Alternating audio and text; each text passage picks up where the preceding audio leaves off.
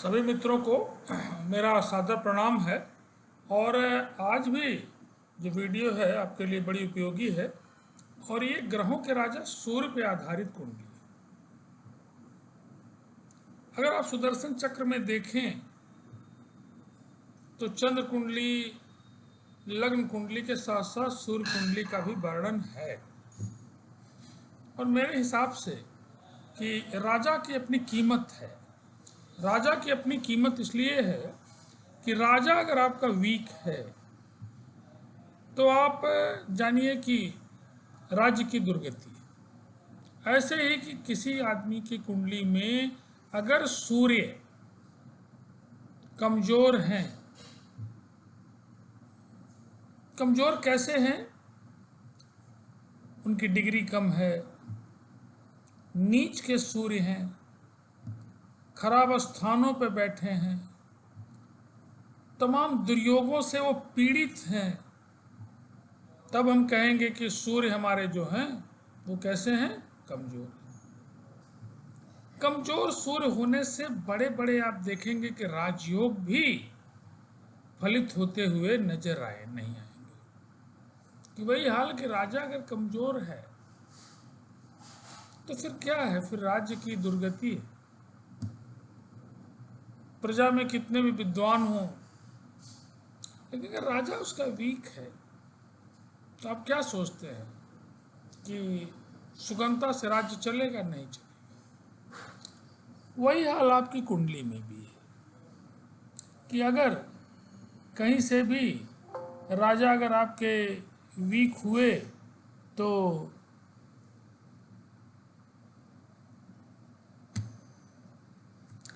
निश्चित रूप से दिक्कत आपको आएगी।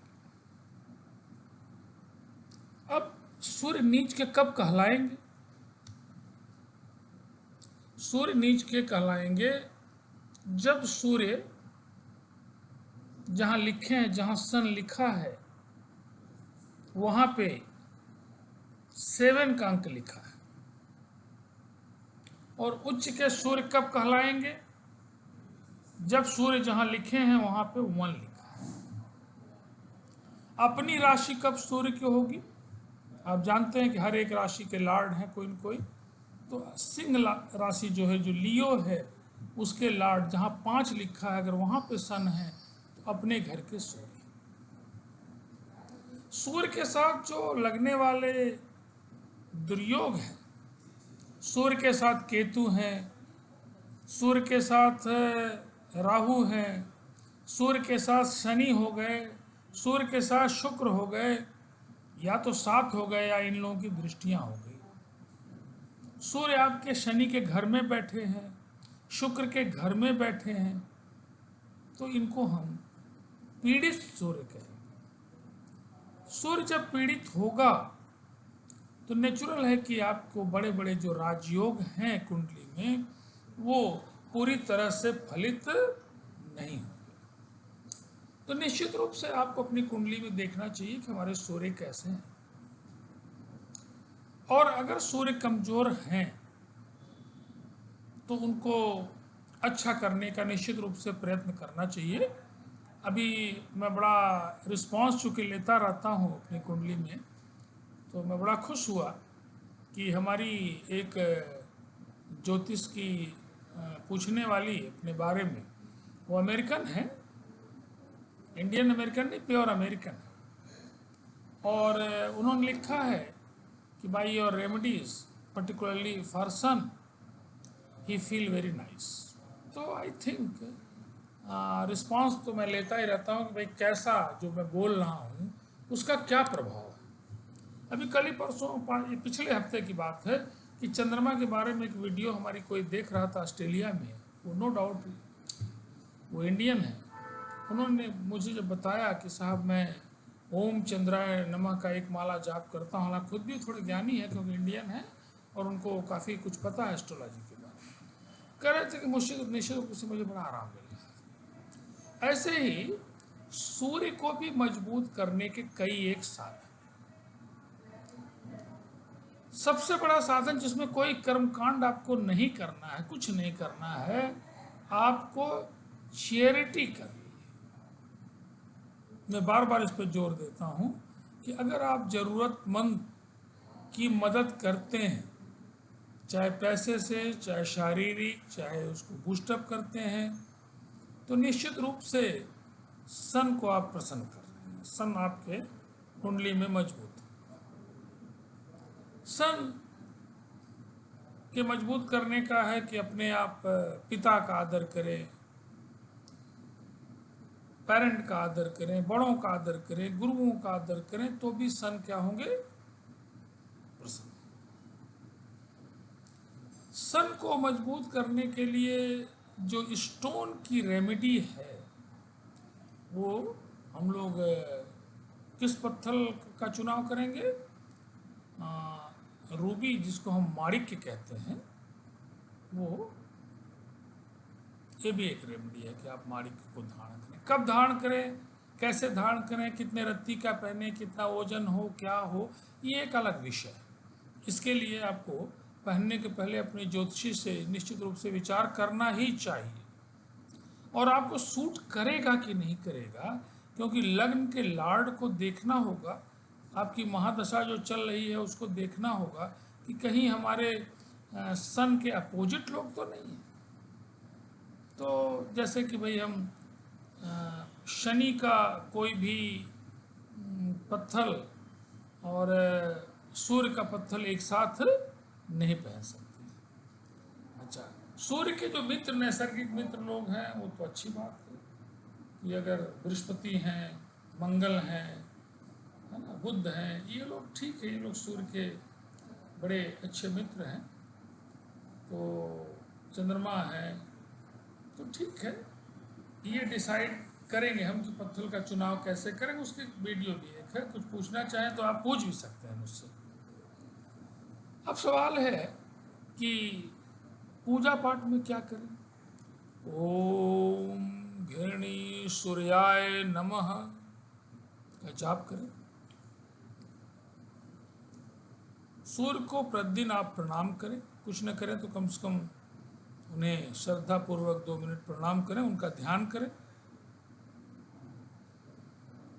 सूर्य को अर्घ देना, अर्घ देना मीन्स कि तांबे के लोटे में ओम घृणी सूर्याय नमः कहते हुए आप, या सिंपली ओम सूर्याय नमः कहते हुए आप जल दें। रोज दें अगर सूर्य कमजोर है, और संडे को अगर देते हैं तो बहुत ही अच्छा, इज़ वेरी नाइस।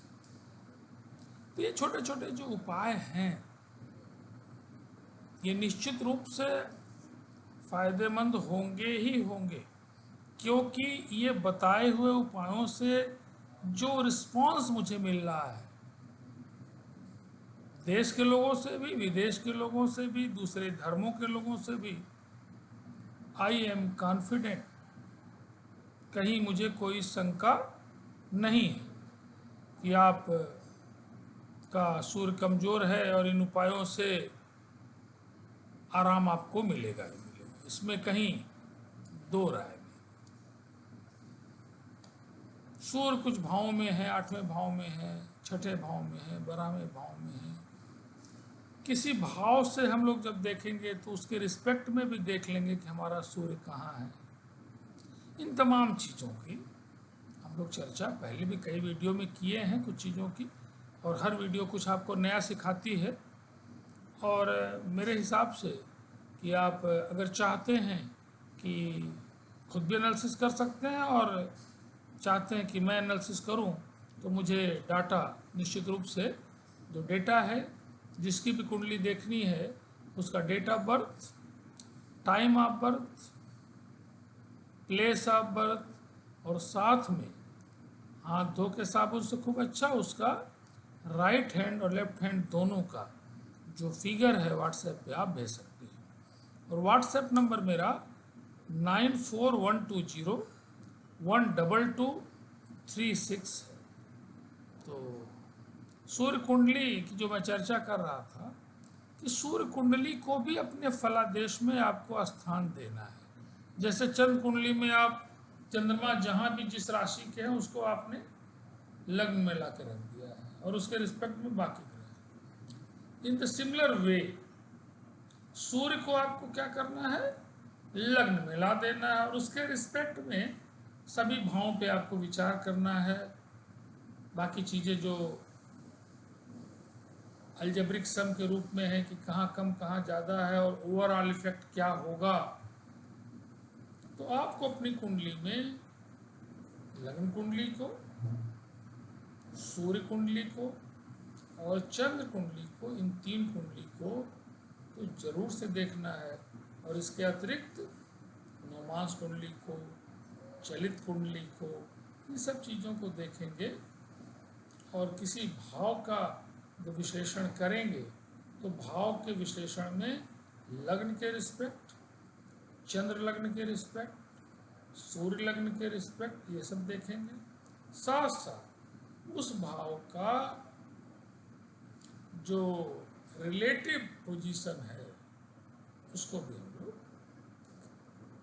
तो दृष्टियां के जहाँ तक हैं तो सूर्य चंद्रमा की केवल एक ही दृष्टि है, सूर्य की, चंद्रमा की, शुक्र की, बुध की, इन लोगों की जो दृष्टि है केवल एक दृष्टि है। और वो दृष्टि कौन सी है, सातवीं। सातवीं मतलब जहाँ पे आपका सन बैठा हुआ है उसके जस्ट अपोजिट आप कुंडली देखेंगे, वो गिनेंगे भी तो वो सातवां घर मिलेगा।